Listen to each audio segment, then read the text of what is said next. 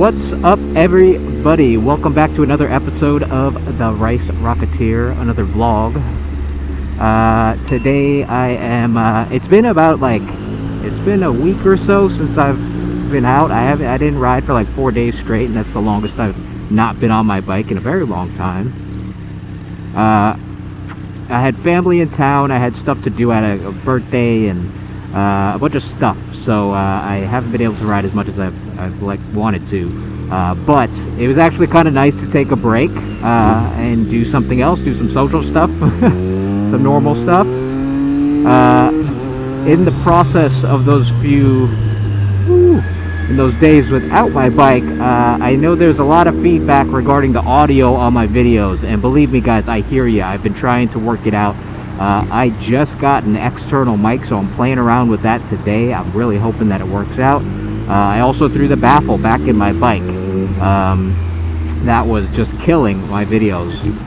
While I liked how it sounded and it felt really good, unfortunately I've had to put the baffle back in. But that's okay, it still feels great, and you know, it's small differences. So for the good of the channel. But anyway, I am here today. I'm headed out to Long Island. Perhaps I picked the worst time ever. It's like 2 p.m.-ish. Yeah, it's going to be terrible. But I had a few things I wanted to talk about. I also just wanted to get out on the bike and enjoy myself, get some fresh air. So that's what I'm going to do. I'm going to go over to, I think I'm going to Jones Beach. There's a strip that's basically a straightaway right by the water. I've been out there once, and it's really nice. I'm going to go out there and try to hopefully it's not littered with cops, and I can just open the bike up a little bit. So let me get out of this traffic, and then we will jump into the video.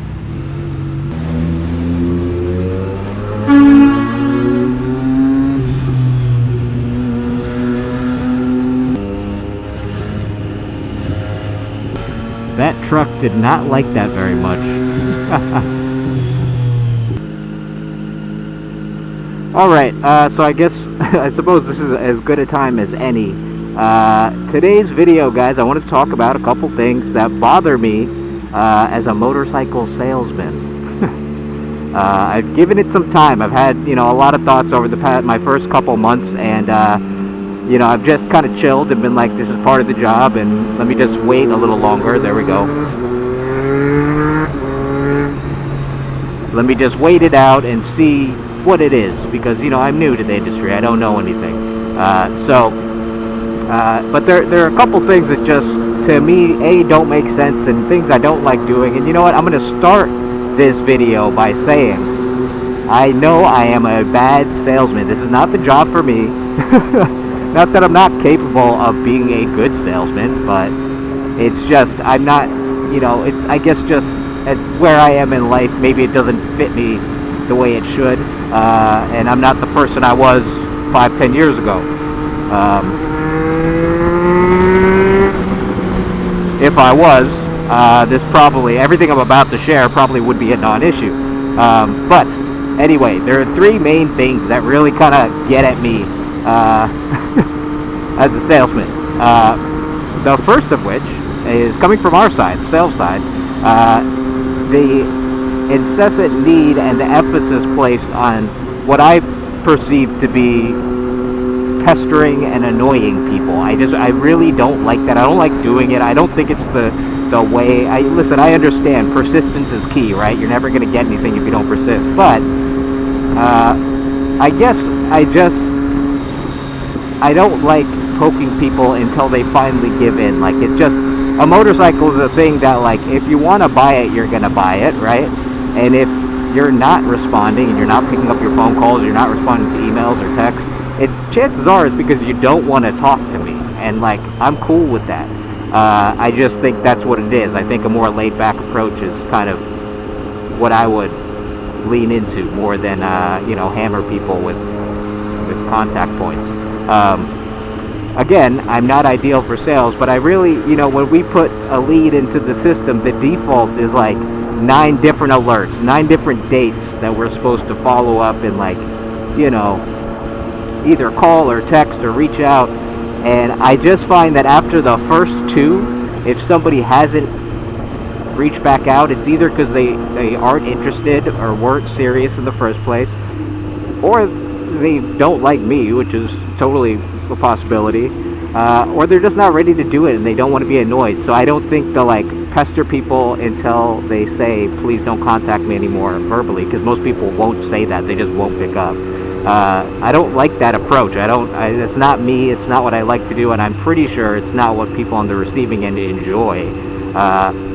So that's the first thing, and that's really just a sales thing, I guess. Like, sales is to like just hit people up until they break. I don't know, but I prefer not to do that. I don't enjoy it, and I kind of have I've kind of refused to do it just because I don't feel it's the right thing to do. Funny enough, I've just been looking at health insurance, which I desperately need, and I put my name into, I thought I was talking to like an individual.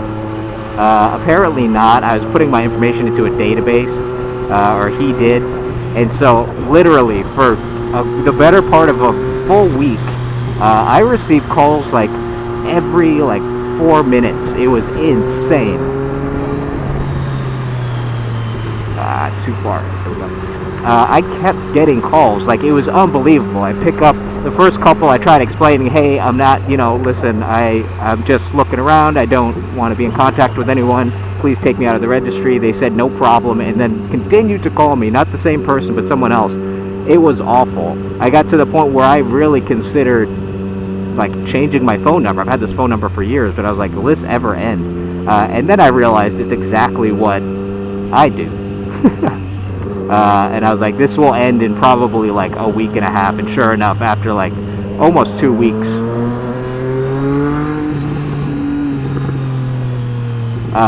the calls stopped, and that was cool. I still get a few, but anyway, I do now have health insurance, which is good because I ride a motorcycle.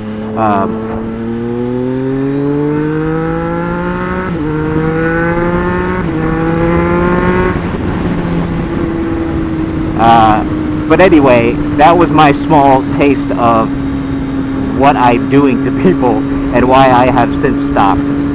So that I really don't like about sales. Some people say it makes me a bad salesman. I think it just makes me human. Oh man, this feels good.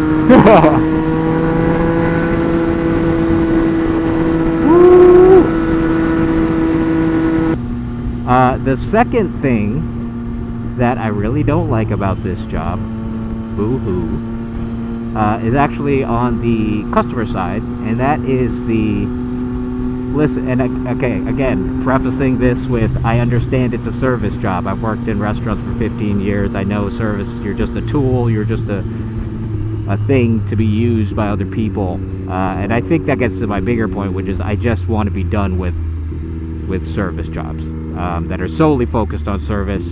I need something a little bigger picture to kind of work towards in order to make that service stuff worth it. But the second thing that I really don't like about this job is basically the nature of the whole question of like, what's the best deal you can get me? What discount can you give me, right? That's so common in the automotive world, is like, what's your out the door price? What's the best offer you can give me, right? And like, I just don't shop that way, so it took me a while to understand that that's like acceptable, because at first I was like outraged by this shit. Hold on, where am I going? I'm going over here. Whoops, my bad.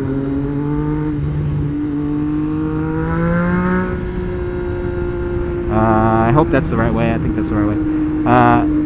Yeah, I don't ever shop that way for deals, right? Like, and it's not because I'm like filthy rich or anything. It's just because like I accept that like the price that a company puts on something is what they're charging. Whether or not I think it's too high or too little is up to me. But if the price I feel is too high, I'm just not gonna buy it. I'll go buy something else, right? Like, the things that I buy, I'm like so 100% sold on. You could overcharge me and I would think, well, yes, it's overpriced, but I'm so in love with that product that I'm gonna pay it, right? Now, that's not to say I don't look out for sales. I'm not excited when I get it for cheaper, but it in no way is like my first line of thinking when going to whatever it is, the dealership or, I don't know, sneaker store or something. right? And so many people, when trying to buy a motorcycle, it's like they text in or call in, and it's like, hey, what's the best price you can give me? What kind of discount can you give me? And I'm like, I don't even know you. I've never met you. Like, yeah, I don't even know your name, honestly, because most of the people are from like some third-party site, and it just gives me a bunch of letters, numbers, and hashtags as like the person's name. So like, how about hey, what's up? How you doing? My name is blank. I'm looking for this bike, and I was curious what the best, the best price was. Now, I know that's asking a lot. But I really don't. Yeah, to me, that it took a while to not just like completely shut that person down and be like, I don't know you, and why would I give you money off of a product that I think is worth something, and I just don't enjoy that. Now I've settled down since that, and I understand, buying a motorcycle is a big purchase. It's a commitment, and there's a lot of money involved, and I get that.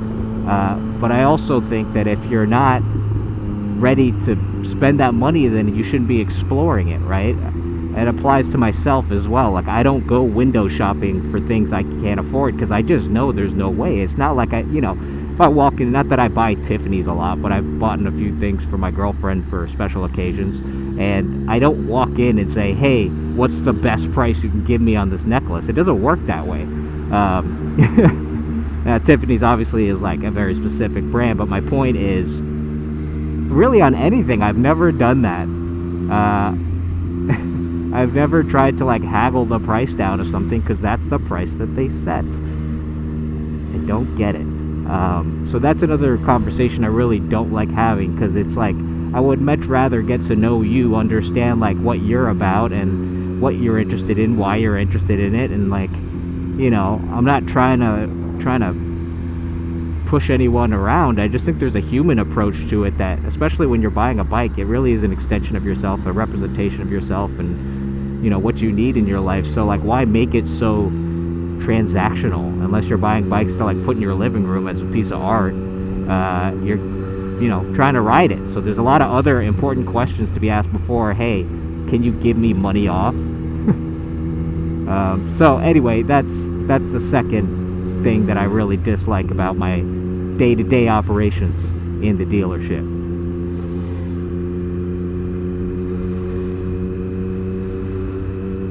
Oh my god, get me out of this traffic. The third thing that I don't like, and it's just like the inherent nature of motorcycles in the culture, but like I come from like fine dining restaurants, so everything's very structured, everything's very punctual, everything has to be just so, and again, this is more to do with me, but the nature of the motorcycle world is just kind of like a little more laid back. It's much more laid back, and it's something that took a lot of getting used to for me, and there's certain things that still just bug me. The main thing is like people, like the way appointments run, and like the emphasis that's put on showing up on time. I think because people think it's a dealership, they just like they'll come an hour late or so and be like, yeah, sorry, I got here when I could, like, here's my bike. And it's like, no, man. Like, if you're late, you're late, that's just what it is. And the same applies to us too. It's not just a customer thing. It's more so like, sometimes we keep people waiting a real long time, and like with no communication of like, hey, just so you know, this happened halfway. Like, I've seen that happen a fair amount, and like, to me, it's just like, and everyone just seems to be on both sides like kind of aware that this is how it works. But for me, the line of communication needs to be much stronger. And then I think like, I'm in sales, so that's not my thing. Like, I am not expected to be that liaison. But it's something I would definitely work on if I could, if I had the option. I feel like we could do it better. That's the third thing.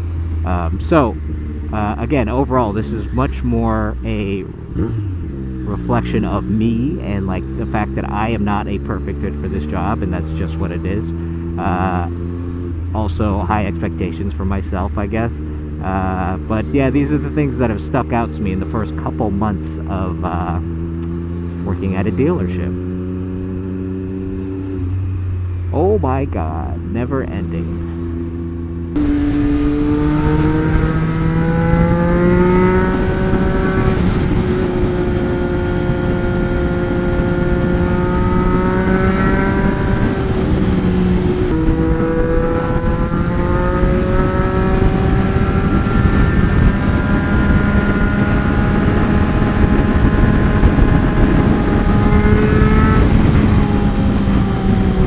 Alright, we are coming up, I think, on the straightaway that's close to the water, which is great. This is a really nice ride, just kind of long, curvy roads.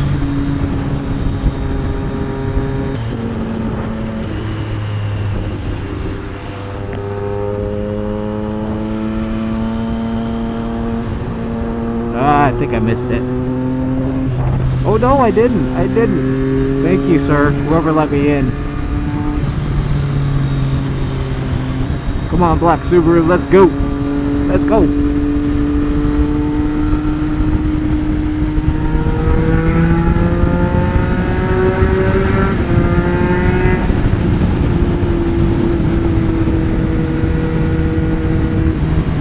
School bus. I remember riding on these goddamn things. Try to get around this guy.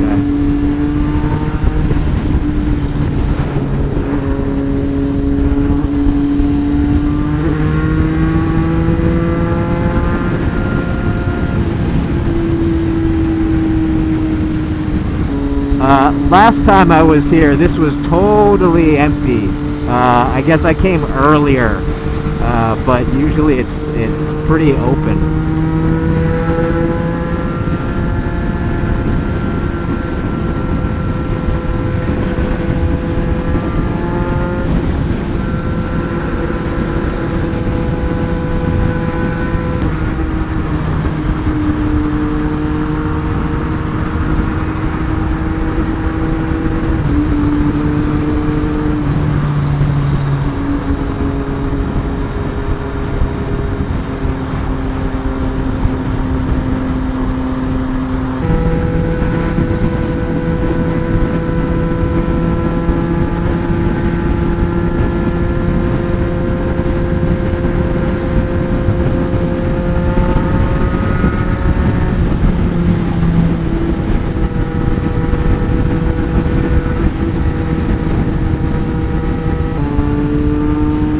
Motorcycle friends, what's up, what's up?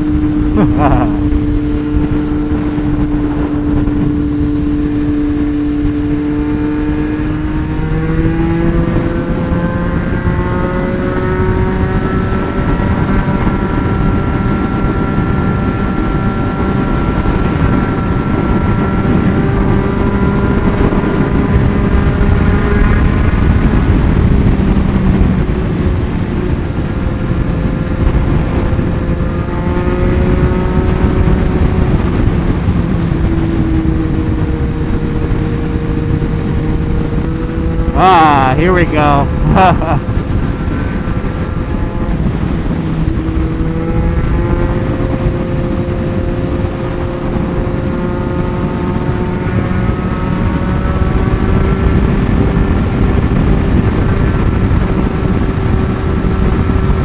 Oh my God, a lot of sand and a lot of wind.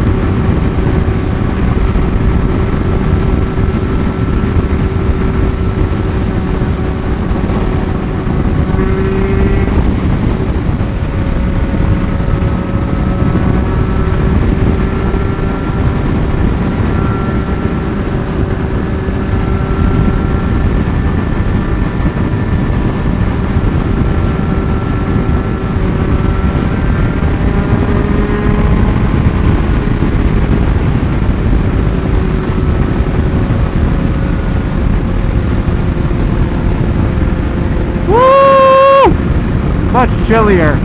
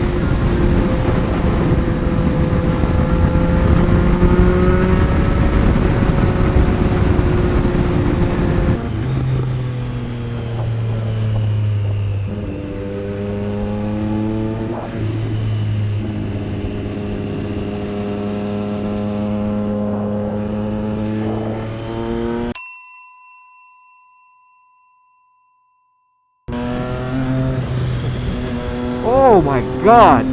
Ho ho ho ho! Oh, I think I just fucking pulled a muscle on my wrist. Woo! God damn! So I couldn't hear anything. That was pretty actually like surreal. Couldn't hear the bike. Couldn't hear anything. The wind kind of disappeared too. That was interesting. I might have had a stroke. So yeah, it's. This is Jones Beach. Just came out here to chill for today, guys. I wanted to share those 3 points, the things that have been on my mind at the dealership. You know, obviously things more to do with me and the type of person I am. So it's, you know, I understand it is what it is. But those are the thoughts of somebody who's new to the industry jumping into the industry, and I don't know, that's what I'm thinking. So anyway, I'm gonna fool around out here, just kind of cruise and enjoy this fresh air. Ooh, there's that monolith thing. Yeah, I'm gonna enjoy it out here and head back to the city in a little bit. Thanks for tuning in, guys, and I will catch you on the next one.